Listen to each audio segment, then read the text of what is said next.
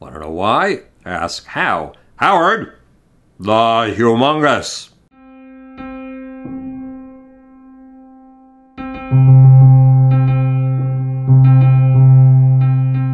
Let's get into pornography. Is pornography a form of violence against women? Does pornography cause rape? Does pornography cause child molestation? This is a little bit hypothetical. There's quite a bit of research on the issue, but the research tends to indicate that pornography, instead of encouraging sexual violence, instead of encouraging sexual crime, discourages it, decreases it. Why could that possibly be? Let's look at the way men are built. Men are built from about the age 12 and a half to start putting out roughly 6 million sperm a day. Roughly 6 million sperm a day. How many of those sperm will actually find their way to a female egg and produce a child? How many in a lifetime? Some men, none. Some men who are relatively normal, 2 or 3 times. And some men who have big families, 17 kids. How many sperm does that mean the average male is going to throw away in a lifetime? Perhaps a trillion? A trillion sperm going to waste. Men are built with more than the equipment to produce sperm. They are built with the equipment to motivate them to plant as many as sperm as possible into the receptive wombs of women in order to produce offspring.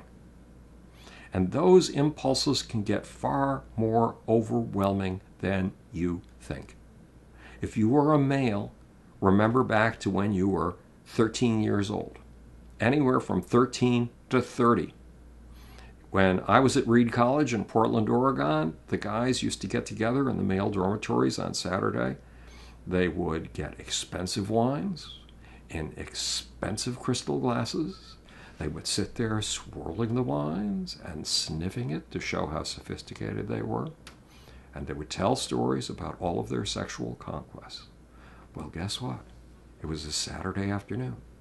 They were free to conquer sexually all they wanted. Were they with women? Were they having sex? No, they were talking about sex and there wasn't a woman in sight. And the result was that the men on the Reed College campus in Portland, Oregon could frequently be heard howling like wolves. I'm so horny I could die. But they did it at the top of their lungs. Why?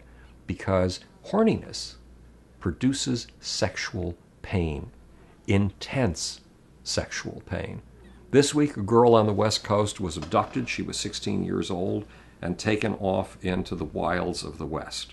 Her abductor was just found today. He is now dead. She, fortunately, is alive. Why would a man do something like that?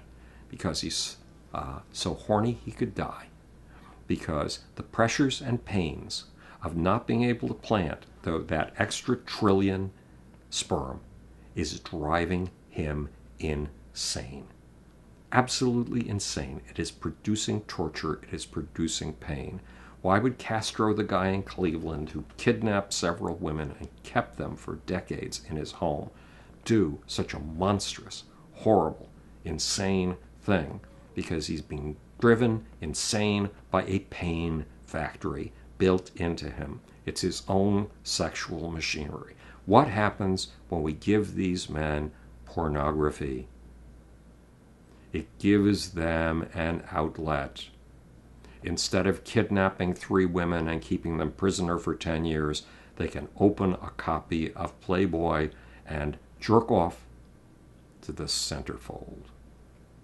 And the indications are from research that the guys who jerk off to the centerfold instead of kidnapping girls and killing them and throwing the body in a garbage heap are doing a lot less harm to humanity.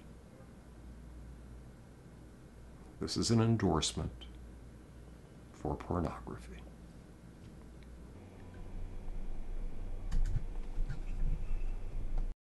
you.